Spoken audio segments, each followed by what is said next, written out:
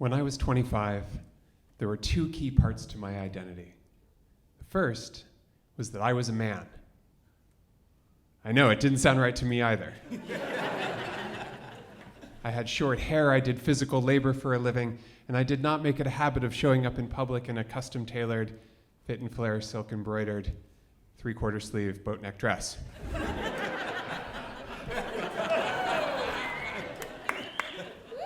I was a man. That was my story, and I was clinging to it for dear life. All of this was a secret. But I had a plan for how to tell my friends and family. I wanted them all gathered in my home.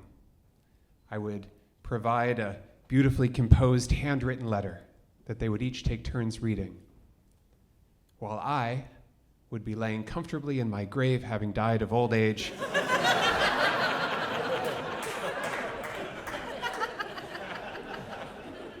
I thought this was a sound plan. I was sticking to it. I firmly believed that if anybody ever saw me, they would not want me in their life.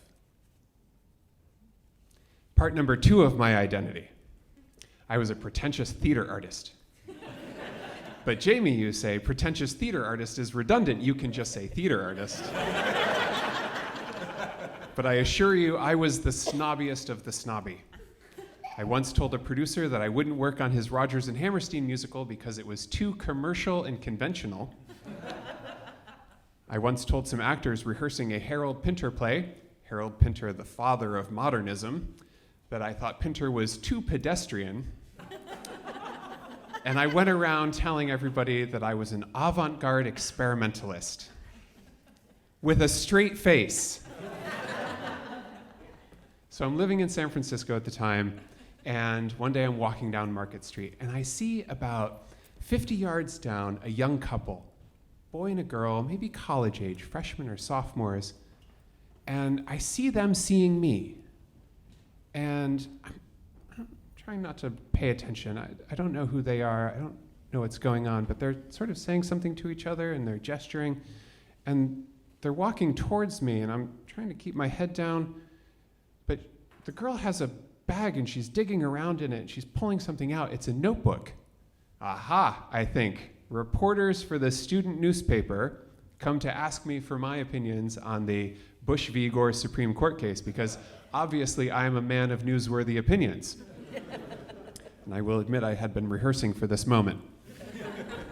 So they ran right up to me, and the boy in the couple goes, "Excuse me, are you Brendan Fraser?" Now, before anyone thinks I am humble bragging about being mistaken for Brendan Fraser, remember, I am a pretentious young theater artist. Brendan Fraser did not meet my artistic standards. He was not yet the whale of an actor he is today. At the time, he was famous for things like Encino Man, George of the Jungle, and The Mummy, not exactly works of cinematic genius. I had nothing in common with Brendan Fraser. I believed he was representative of all that was wrong with the arts in America. Too commercial, too conventional, too pedestrian. I believed Brendan Fraser was an inauthentic cipher who simply played the parts the world wanted him to play.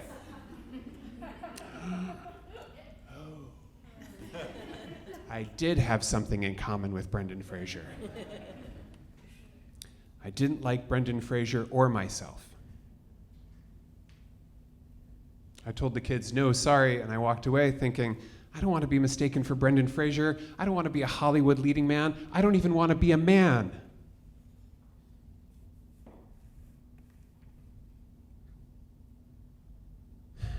That's when I realized I needed a new plan. One that would involve me being seen before I died. It sounded crazy to me too. But how do I do that? I had built a nice wall and I was very comfortable hiding behind it.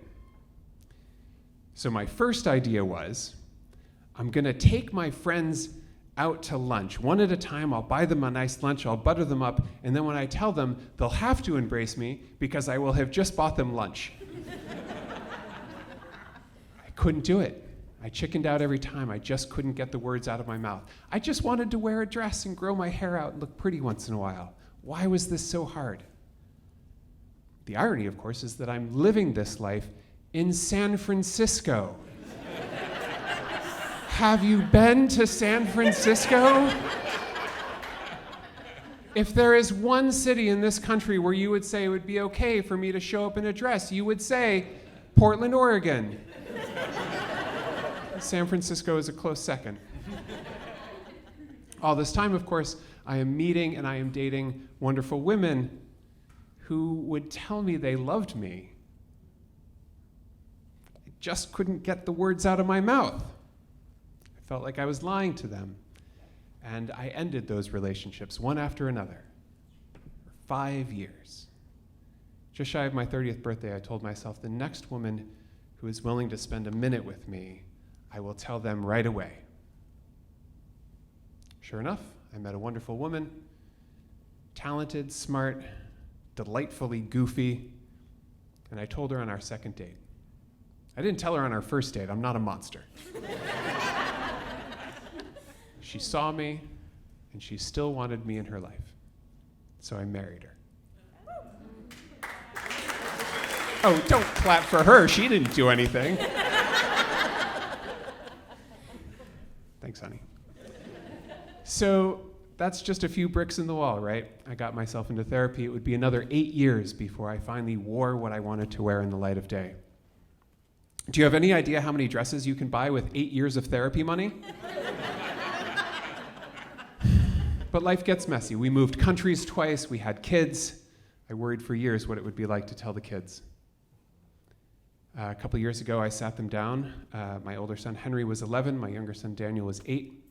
And I said, hey, I hear you guys, talking about other kids at school who use alternative pronouns, who have different gender identities. And I just wanted to say, I think this is amazing that you're growing up in this world, because I didn't grow up in this world. I grew up feeling shame, feeling like I needed to hide myself. But I don't want to do that anymore, and most importantly, I don't want you to feel like you have anything to hide.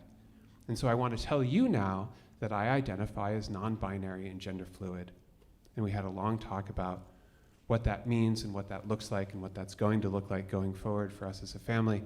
And I got to the end of this story, and they looked at me like I had just told them we were having leftovers for dinner.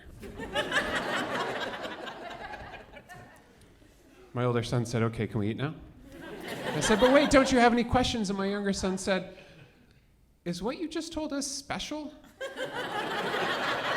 And I said, yes, Daniel, I think it is special. And I think it's important that we celebrate the things that make us unique. And he said, so if it's a special night, do we get soda with dinner?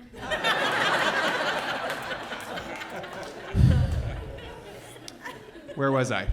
Oh, right, Brendan Fraser. So last year, Brendan Fraser made a film called The Whale. Not exactly a work of cinematic genius, but I think we could all agree a step up from Encino Man. And in it, he plays a morbidly obese man who is eating to self-medicate, who is on the verge of death, and who has all but given up on the idea of ever being seen. At one point, he says to his estranged daughter, look at me. Who would want me in their life? And I think I'm not the only one in this room who knows what that feels like. I think very few of us will ever know what it's like to be paid $12 million to feel that way. Now, I think it's important to say to anyone out there who feels ashamed, who feels like they have to hide, it gets better, particularly if you can be a famous actor first. But I heard Brendan Fraser talk in interviews about his own struggles with mental health and about the challenges of coming forward with his story of being sexually assaulted and the difficulties of being a celebrity and a father and what that means for his children's experience. And so I guess I like Brendan Fraser now. I know, it doesn't sound right to me either. But if I can like Brendan Fraser, I suppose I can like myself too.